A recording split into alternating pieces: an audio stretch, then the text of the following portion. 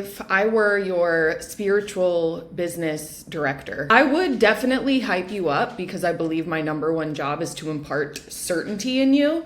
But I would also call you out on your bullshit. Because if you went to the dentist and every time you go to the dentist, you're like, I have like all of these good teeth. Why do you keep pointing out my cavities? Like, are you a fucking narcissist? No, that would be silly. Like, the whole point of going is to point out the things that are not working. And so in this video, I'm going to share with you boring spiritual business principles that will make you rich, abundant, prosperous, whatever you want to call it. The first thing is, the only free will you have is whether or not in any given moment you choose to be reactive or proactive. Meaning, reactive is any thought, word, or action that's based in fear, limitation, scarcity, and doubt. Being proactive is being willing to take action in the face of uncertainty towards your desired outcome. So I'm stressed out about work, something happened with a client, I can go take a shot of tequila, or I can make a YouTube video. Which of those do you think is gonna move me further along my spiritual business trajectory? The only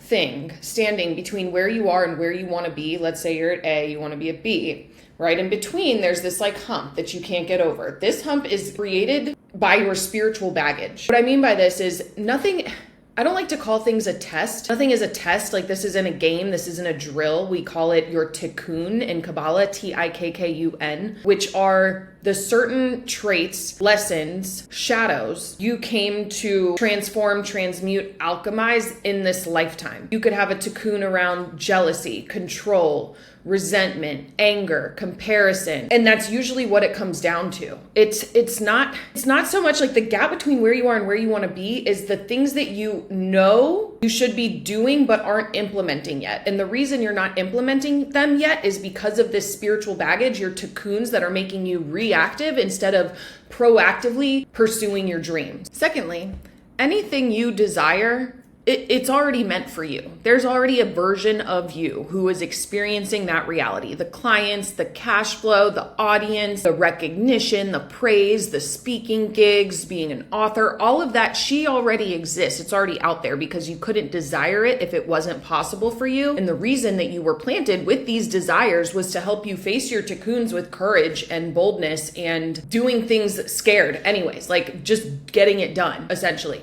So you will get there eventually. It's not a question of if it will happen, it's a question of when. You're not in control of the timing. For example, you have to be willing to do the work long enough to let the work on you until it can work for you. And I'm going to give you plenty of examples here in just a second. But one of them that sticks out at me is last year I was on Instagram and I came across this woman. We had a lot in common. We'd gone through the same coaching certification and I call it like business flirting. I'm just like talking to her in the DMs. We're having a good time, like kiki and whatever. I'm not trying to sell her anything. She's not trying to sell me anything. We're just connecting, right? And I kind of left it at that. I mean, there really wasn't, there was nowhere else to go. Do you know what I'm saying? And I'm just chugging along, doing my thing, creating my content. I had come up with this 10K freemium Skool challenge idea because I had asked God, I said, God, what do I need to do in my business? Tell me what to do to move forward. I feel like I'm stuck. I want to, show me what to do. And I came up with this challenge. And so I started talking about it and I was really excited about it.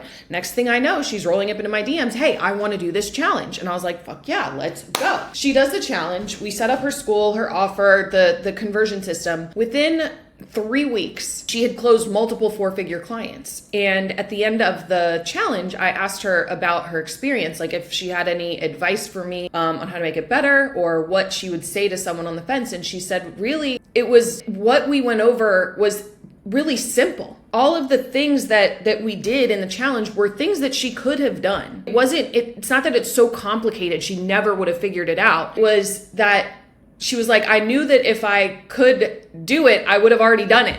So that's why I joined the challenge. And I had no idea that she was just going to pop back up into my world, but I kept going, doing my thing in my own business, and the people just show up. I'm not in control of when they show up. I'm only in control of my part. Which brings me to my second point is that givers always win. Takers always lose. When you show up to your work, to your business from a giving place without expecting a specific outcome in return, but knowing that the outcome is guaranteed, especially when it comes to sales. I can do my best work. Like I come up with this challenge idea. I love the concept. I make it pretty. I make sure it works. I make sure I'm promoting it. I'm talking about it. I'm letting people know what it is. And then the second I send someone the link or tell them how much it is, it's out of my hands. I've been a giver up until that point, but if I try to control or push or get somebody into my program to join the challenge or the mastermind or whatever, now I'm being a taker. I'm trying to assume the role of the creator because I don't believe that the outcome is already guaranteed.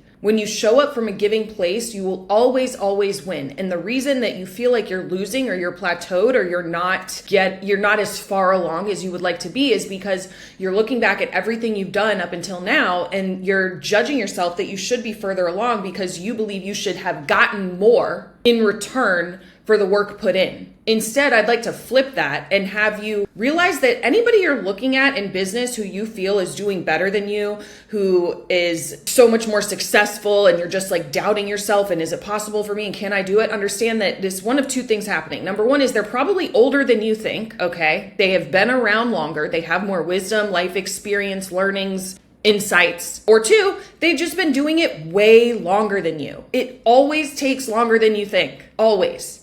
The difference between being an employee and an entrepreneur, I was on I think a second or third date last week, and I'm talking to this guy and he's like, I could never, be my own boss. I just much prefer being able to go to work, turn off at 5 and then get a guaranteed paycheck. And I was like, dude, I get that. And that's great for me because we can't both be entrepreneurs because it's way too stressful. I mean, I guess, we could, but I can understand why. Their difference between being an employee and entrepreneur is like an employee is work, get paid, work, get paid, work, get paid. Entrepreneur is work, paid, work, paid, work, paid, work, paid, work, paid, go on vacation, get paid.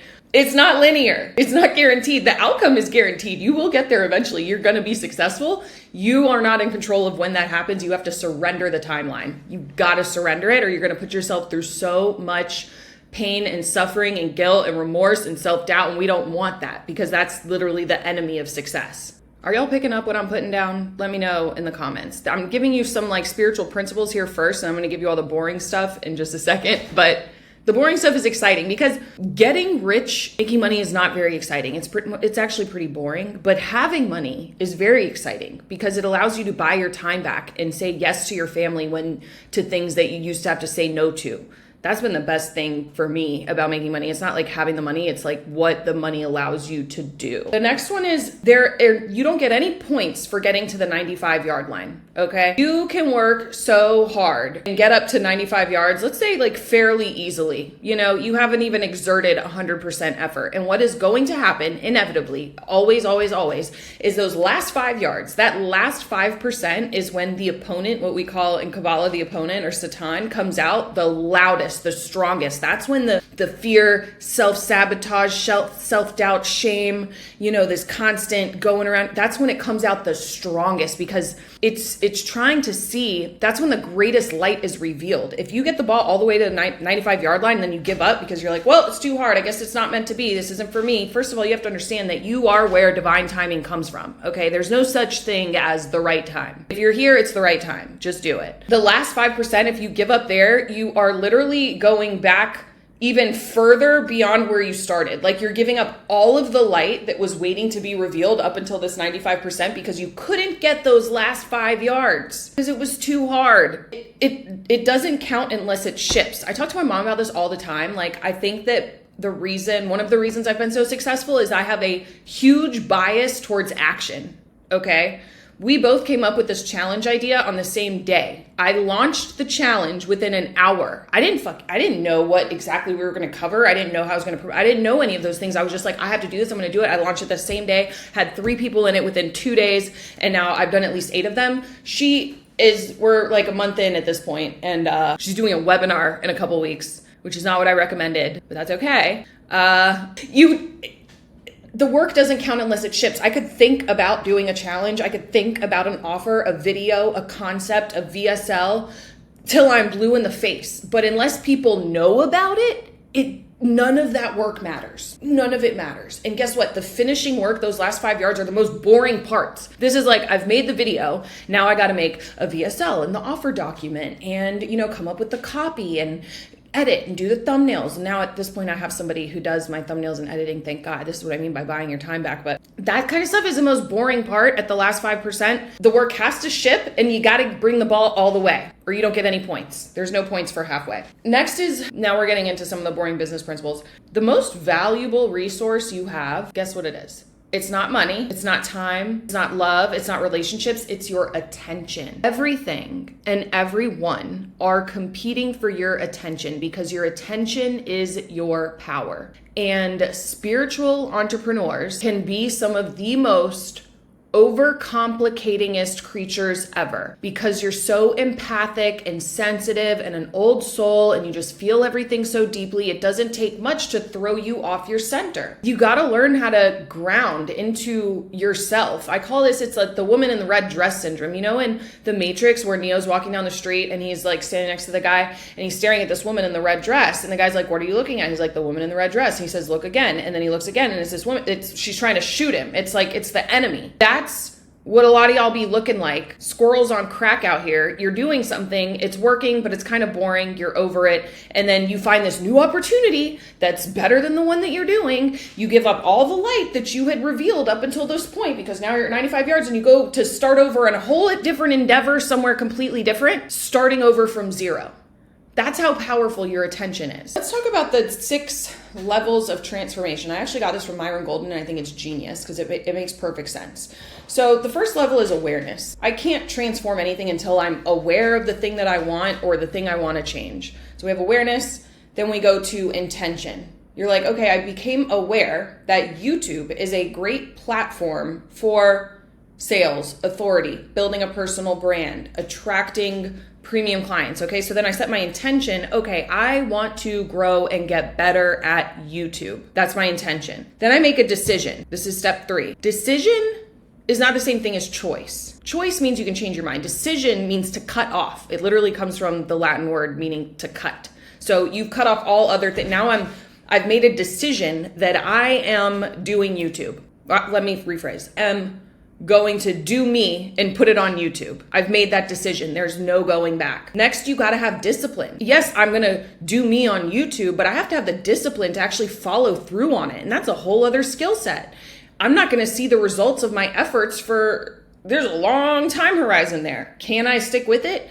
You bet your ass. Then the recognition, which I do feel like this piece is so important and so underrated. And this is what I'm talking about when you look at all the work you've done up until this point and you feel like you should have more to show for your efforts. I'd actually like you to, instead of looking at when you're thinking that, what you're actually doing is you're not looking back at all the work you've done. You're looking at how far you have to go. You're not necessarily seeing the progress you've made. You're seeing how much more work and growth and success has to be done until you'll be happy. Let me just tell you this, there's no point where everything's working, you're evolved, you're healed, you're successful. There's no end, okay? This is a constant, ever-evolving cycle. So instead of looking at how far you have to go, look back at how far you've come. A year ago, I had no freaking idea that I would be living in Croatia, full-time online in my business, working with clients who are literally a delight. I'm not trying to be funny. I just love them so much. And it has not always been this way. I was in B2B door-to-door sales last year selling water coolers, okay? And then before that, I was a marketing director for a very interesting man. After recognition, the final level is celebration, celebrating how far you've come. And it's important to understand the steps for transformation because business, entrepreneurship is really just a foil for becoming your best self. If you hadn't realized that yet, it's not about the money, the praise, the recognition. It's not about any of those things. It's about, can you beat the enemy inside of you, regardless of what's going on the outside? How much uncertainty can you take? How much grit and resolve and self-belief do you have?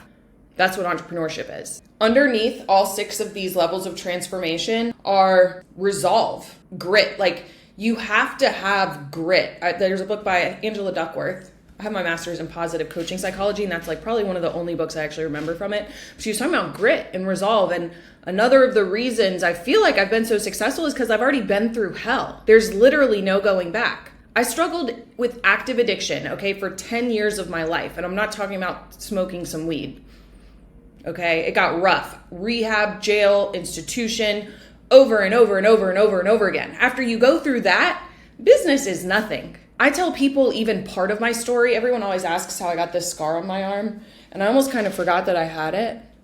What had happened was, I'll tell you because we're friends here, right? I was with this guy who I was like not even interested in at all, but I probably shouldn't have been at this place. And his baby mama saw me and him walking into his house together carrying some groceries. And she had the baby in the backseat of her car. I don't even think she had it in a car seat. And I'd never met this woman before. And I really didn't even know this guy that well. Like I just had stopped by there for a few minutes, if you know what I'm saying. She tried to run us both over. Okay. So she's like, tries to run both of us over. He like pushes me out of the way and she like swerves at the last minute to just get me. She runs into a fence. I was pinned under the car.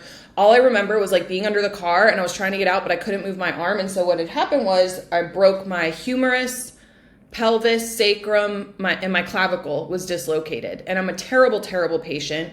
They said that I could either let the arm heal naturally, which it probably would, or they could go back in and put like a plate and screws in there. And I opted to let it heal naturally, but I was really bad at like staying off my feet and like not using it. And so it wasn't healing. And so they had to go back in and put a plate and screws in there. So that's what happened.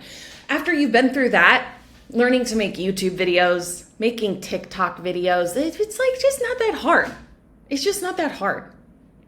And that's only a piece of my story. So do you have the resolve, the grit, the determination to continue forth no matter what? And the resolve and grit really just comes from belief in a positive outcome, because none of these 6 levels of transformation, like you can't get through any of these unless you believe that by doing so, something good will happen. You have to have belief and faith in the unseen because you can't see it yet. And it has to come from inside or above. Okay, let's get to some of the boring processes and skills.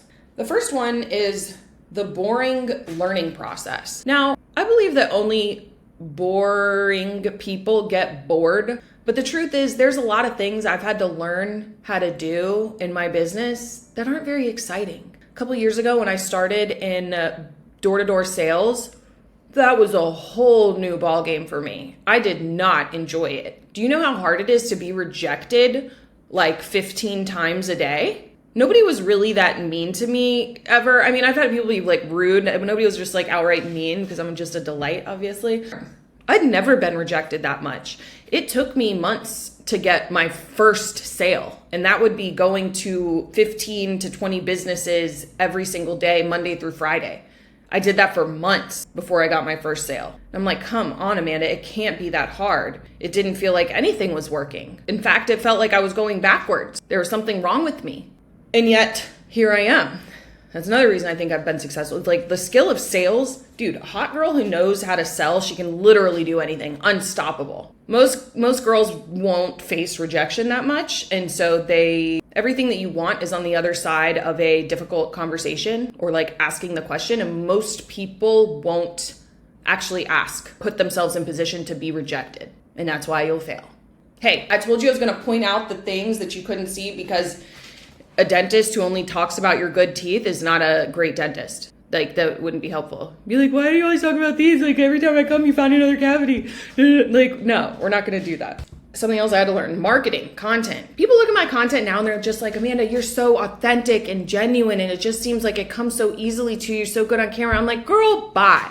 Do you know how long I've been creating content? I actually came across, if you guys want this, there's a video of me on YouTube doing my elevator speech for when I graduated with my bachelor's degree. I had to pitch myself. It was like part of our graduation assignment. It wasn't my thesis. That was grad school. We can test your research powers to see if you can find it, but it's so bad. My voice is so high. You can tell I'm just reading off a paper. I was so uncertain of my words and I just kept doing it. A lot of y'all won't put yourself out there and create content because you're so worried about what other people are going to think. And that's actually a very self-obsessed, self-centered view because you're making it about you, not about the person that you could serve. Don't talk to me about how hard content is or content creation until you've made like 100 pieces of content. They talk about this all the time with Mr. Beast. He made YouTube videos like every single day, I don't know, for like 2 years before anything popped off. And people always ask him for advice. How do I do YouTube? What should I do? How are you successful? And he's like, literally go make 100 videos and then come back and talk to me. That's how I feel at this point. It's reps. It's reps. Okay. I had to learn how to do Skool. That was a whole new platform. I had tried so many platforms before. I tried Thrivecart, Thinkific, Teachable, Kajabi. I had taught myself how to build websites, SEO, email marketing. Like I had taught myself all of these things, and none of them except for Skool are things that I actually do now, but they all were building the skills or the foundational knowledge inside of me to be able to master what I do now. If that makes sense. Like I don't actually build websites with WordPress anymore. I don't do, email newsletter marketing campaigns, but I know how to do all of those things. And those have all contributed to the success that I have now. But like learning how to do Skool, the ins and outs, the technical things, how do you, bring people, what's the best way to set up your Skool? Should it be free or paid or free and paid or freemium? How do you bring people into the community? What makes them want to join a community? What makes them book a call with you once they're in the community? What makes them stay? All of these things were things I had to figure out as I went. Also, I've had a lot of mentors. And what they don't tell you is there's really no one right way. There's principles that work for pretty much everybody, but there's no one right way. You got to find your style and the thing that is most, I would say, comes to you most naturally. But that's almost a misnomer because then you think, oh, if it's not easy, I shouldn't be doing it. And that's not true either. What I mean is don't try to be like someone else or recreate exactly what someone else is doing. You got to be true to yourself. Okay. And if you're in doubt, you can pray about it. And then there's 3 boring earning processes. Like the process of actually earning money is pretty boring. The ones that I just shared were foundational skills. So you need, I had to learn sales, marketing, Skool, communication, YouTube, the learning process itself, which is comprised of like the tool set, the skill set, the mindset. The mindset is like, what do you believe to be true? How do you respond to the things that you're presented with? Are you going to be reactive or proactive? How do you surrender the outcome and do the work long enough to let the work on you? The earning process itself, there's 3 of them. The first one is audience attraction. It's actually kind of boring. Have you ever gone on a first date with a guy and he is just like trying so hard to impress you, just like, blah, blah, blah, I make this much money and here's my car and I have this much in my fucking, 401k or whatever. And you're just like, dude, you're just like waiting for him to take a breath so you can like dip out. You'll go like left, right, center. You don't even care. You're just like, get me out of here. Because he's so self-obsessed, or I would even say very limited self-belief that he has to impress all of these things he has. And if they gotta say all of these things, it's usually not true. I've also learned that too. But the reason audience attraction is boring or hard is because you're trying to make it about you. And I talk to my generator clients about this all the time. It's not about you being the most interesting person in the room. It's about you making your audience feel like they are the most interesting person in the room. You want to be interested, not interesting. Do you think I started talking about human design because I thought people would like it? Actually, no. I just love human design. It was just something that ever since I discovered years ago, I use it with myself, on all my clients. I run charts on all my dates. Like I'm fascinated by this system because I've seen the truth in it. And helping me understand myself, my clients understand themselves, how to show up in their content and their businesses, like what to talk about. But I never felt like I knew enough because I was trying to be interesting. I felt like I had to be so much further along in the human design realm to actually have anything valuable to offer. But what I found was once I started talking about human design, the business started popping off because all of a sudden, it's not about me. If I'm talking about someone's human design, now it's about them and they're interested in it. And your audience will always tell you what they are interested in. And because they are a reflection of you, the things that excite and interest you also excite and interest them. So don't hold yourself back in your content. Same thing with Kabbalah. Do you think I started talking about Kabbalah because I'm like the world's best expert and I thought, I had so much to say and offer in the realm of Kabbalah? No, I just love it. I just love Kabbalah. It was the fact that there's this universal system that has an answer for everything and is so specific to any given scenario. So you know exactly what to do, how to feel, how to operate. That's crazy. It was something that had really helped me. And so I just started talking about it and clients started showing up. It's crazy. Don't try to be interesting. Some people are just so self-obsessed that they just won't show up in their content, or they're just trying to impress you. That's boring. Don't do that. Like, it's really about finding out what your audience is interested in and showing up and talking about that, making them feel like the most interesting person in the room. B is similar, but it's always be a giver, because, and we talked about this earlier, but givers always win. No matter what, when you show up and are a giver, you always win. Takers always lose.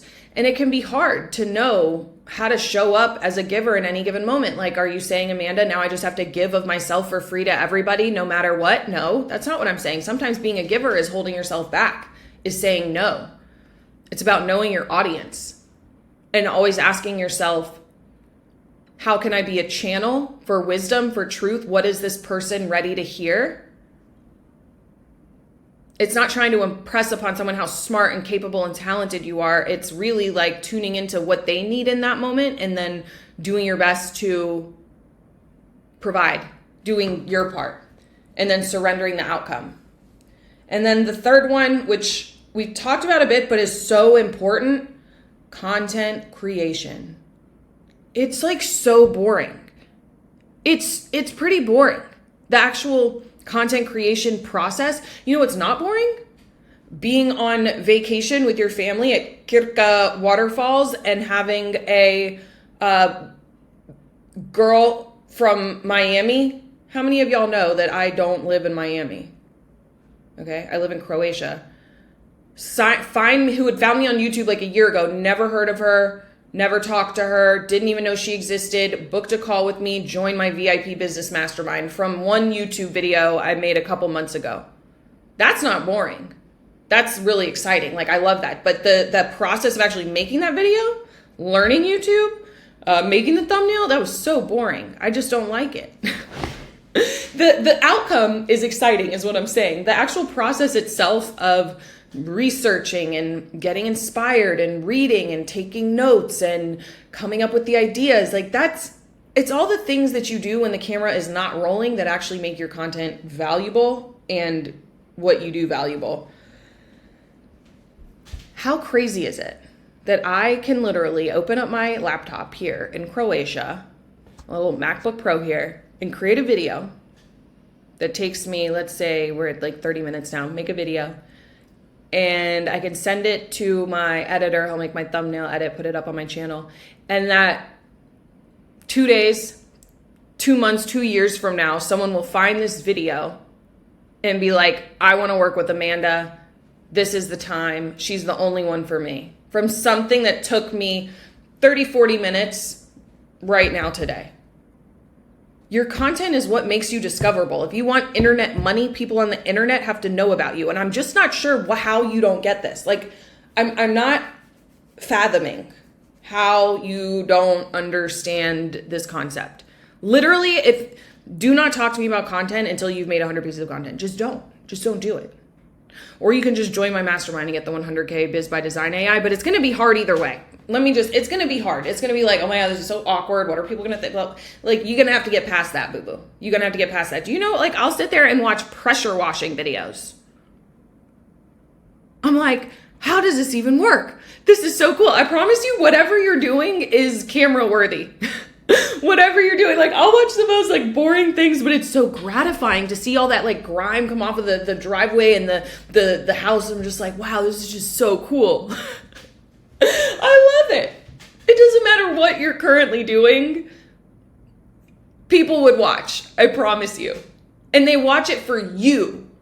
Your authenticity, your authentic self, not because you're trying to be like pressure washing Jim. I'm just being Amanda, and that's what people are drawn to, because authenticity is 5,000 times stronger than love in a world of fake ChatGPT bullshit. Okay, be your authentic self. And you learn that by doing. Okay. All of this to say, getting rich and making money is boring. A lot of spiritual entrepreneurs struggle with the word rich, which is why I keep saying it, because I'm going to trigger you. But being rich and having money isn't. It allows me to live in Croatia. I literally work like 20 hours a week now, if that, making 6 figures from a laptop and a Wi-Fi connection. And I use my phone, and I'm able to run my entire business for $150 a month between Skool, Zoom, and Loom. That's crazy. I mean, aside from investing in mentors and coaches and stuff, which that's really the only real overhead you have in business. But how crazy is that I get to do this? It's insane. I got to take a week off because my aunt and uncle were here. And we got to go to a bunch of islands and waterfalls and adventures and monasteries and make more on my week off while I'm on vacation. Say what? It's really weird. The best part about it really is like being able to buy back your time, and then like now I can have an editor and a thumbnail designer and people to do the things that I don't like doing. I just don't like doing them. And then having money, it allows you to pay for experiences that you couldn't have before. So being able to go like river rafting in Omish, like I said, going to the waterfalls, traveling, going to Amsterdam, going to Brach, like all of these things, I wouldn't have been able to say yes to those before.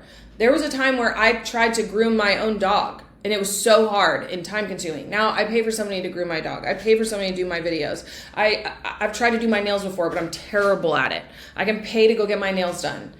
It's not about the money itself. It's about the experiences and the time that you have to be able to do the things that you enjoy with the people you care about the most. If you are a spiritual entrepreneur and you are feeling like your income has plateaued, you need more followers, more leads, more sales, more, offers in order to get to the next level, I can promise you the missing piece is not any of those things. It's having a simple process to create clients from your content. And that's exactly what we're doing in my 10K freemium Skool community challenge.